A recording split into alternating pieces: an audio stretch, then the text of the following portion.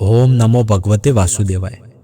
મિત્રો, આપ સૌનું સ્વાગત છે અમારી આ ચેનલ સંપૂર્ણ જ્ઞાન ગુજરાતીમાં।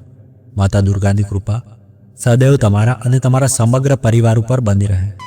મિત્રો, સફલા એકાદશી માક્ષર માસના વદ પક્ષની એકાદશીને સફલા એકાદશી કહેવામાં આવે છે। સફલા એકાદશીને મોક્ષ પ્રાપ્તિનો દિવસ પણ કહેવામાં આવે છે। એવું કહેવામાં આવે છે કે જે ભક્ત સફલા એકાદશીનું વ્રત ધારણ કરે છે અને વિધિ વિધાનથી ભગવાન શ્રી હરિ વિષ્ણુની આરાધના કરે છે, પૂજા કરે છે, મંત્રોનો જપ કરે છે, ભજન કીર્તન કરે છે, રાત્રે જાગરણ કરે છે, એવા ભક્તોના સમસ્ત પ્રકારના માયિક, વાચિક, માનસિક પાપ કર્મ સમાપ્ત થઈ જાય છે અને ભગવાન શ્રી હરિ વિષ્ણુની કૃપાથી તેમની સમસ્ત પ્રકારની ભૌતિક સુખોની કામના પૂર્ણ થાય છે।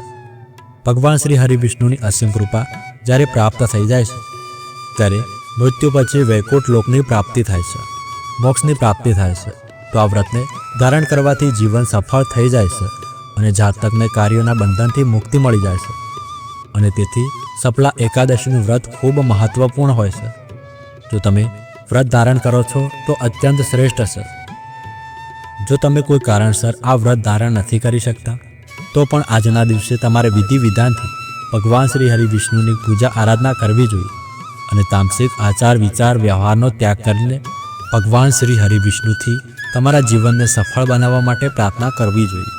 તો આજના વિડીયોમાં આપણે જાણીશું કે સાલ 2025માં સફલા એકાદશી ક્યારે છે, એકાદશી તિથિ ક્યારે શરૂ થાય છે, ક્યારે સમાપ્ત થઈ રહી છે અને વ્રત આપણે ક્યારે ધારણ કરવાનું છે અને પારણ કરવાનું સમય એટલે કે વ્રત ખોલવાનું શુભ મુહૂર્ત કયું રહેશે તથા સફલા એકાદશી ઉપર ભગવાન શ્રી હરિ વિષ્ણુની કઈ રીતે પૂજા આરાધના કરવી જોઈએ, કયા મંત્રોનો જપ કરવો જોઈએ, કયા ઉપાયો કરવા જોઈએ જેથી આ વ્રતનું સંપૂર્ણ ફળ આપણને પ્રાપ્ત થાય અને જે પણ કામનાથી વ્રત ધારણ કરીએ છીએ અથવા તો વ્રત કર્યા વગર પણ માત્ર પૂજા આરાધના કરી રહ્યા છીએ તો તમારી એ કામના પૂર્ણ થાય તે માટે આજે વિશેષ શું કરવું જોઈએ તો સંપૂર્ણ માહિતી સફલા એકાદશી વ્રતથી સંબંધિત આજના વિડીયોમાં શેર કરીશું।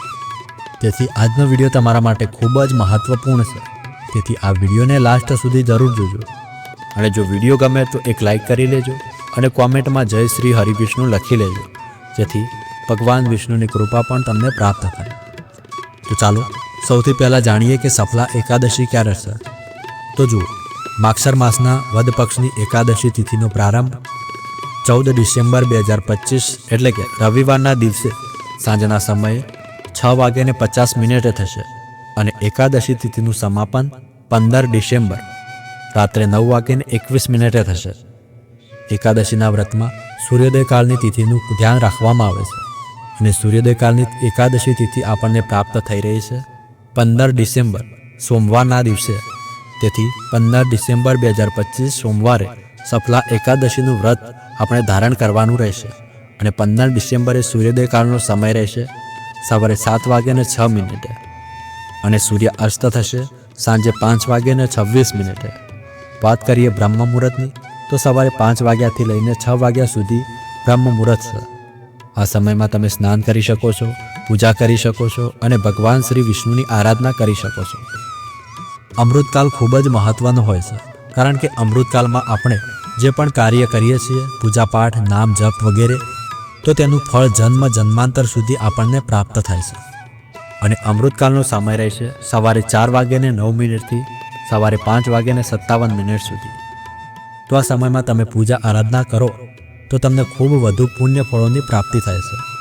વાત કરીએ અભિજીત મુહૂર્તની તો અભિજીત મુહૂર્ત બપોરે 12 વાગ્યાથી લઈને બપોરે 12:43 સુધી રહેશે અને અભિજીત મુહૂર્તમાં તમે કોઈ પણ શુભ કાર્ય કરી શકો છો કારણ કે આ સમય અત્યંત શ્રેષ્ઠ હોય છે અને સફલા એકાદશીના દિવસે રાહુકાળનો સમય રહેશે સવારે 8:24 થી સવારે 9:41 સુધી। રાહુકાળમાં કોઈ પણ શુભ કાર્ય શરૂ કરવું ન જોઈએ। તો સફલા એકાદશીનું વ્રત આપણે ધારણ કરવાનું છે 15 ડિસેમ્બર 2025 સોમવારના દિવસે અને દશમી તિથિના નિયમોનું પાલન કરીશું 14 ડિસેમ્બર અને વ્રતનું પારણ કરીશું 16 ડિસેમ્બર। તો બારસ તિથિમાં વ્રતનું પારણ કરવામાં આવે છે અને બારસ તિથિનું સમાપન 16 ડિસેમ્બરે થશે રાત્રે 11:57 અને એકાદશી વ્રતના પારણ કરવાનું શુભ મુહૂર્ત રહેશે 16 ડિસેમ્બર 2025 મંગળવારે સવારે 7:12 થી સવારે 9:16 વચ્ચે।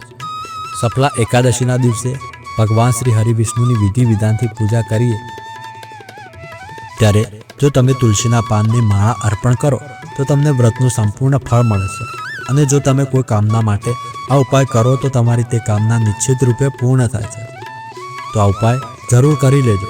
તુલસીના પાન તમારા ઘરે જ છે, પરંતુ ધ્યાન રાખવું કે તુલસીના પાન તમે એકાદશીના દિવસે તોડી શકતા નથી અને તમે ન તો રવિવારે તોડી શકો તો શનિવારે તુલસીના પાન તોડી રાખજો, જેથી એકાદશીના દિવસે ભગવાન શ્રી હરિવિષ્ણુની પૂજામાં તમે તેનો ઉપયોગ કરી શકો. સફલા એકાદશની સંપૂર્ણ પૂજા વિધિ અને વ્રતની કથા માટે આવતી વિડીયો જરૂર જુઓ. કોઈપણ વિશેષ વિડીયો જોવા હોય તો કોમેન્ટ બોક્સમાં જરૂર લખજો. જો આ વિડીયો સારી લાગી હોય તો લાઈક કરજો, શક્ય હોય તો શેર પણ કરજો અને ચેનલ પર પ્રથમવાર આવ્યા છો તો આજના વિડીયો તમને સારી લાગી હોય તો ચેનલને સબસ્ક્રાઈબ કરીને બેલ આઇકન જરૂર પ્રેસ કરજો. તો તેનાથી એવું થશે કે આ ચેનલ પર આવતી બધી નવી વિડીયોની નોટિફિકેશન તમને સાચા સમયે મળી રહે. તો મળું છું તમને આગલી વિડીયોમાં. ત્યાર સુધી ધન્યવાદ. રાધે કૃષ્ણ.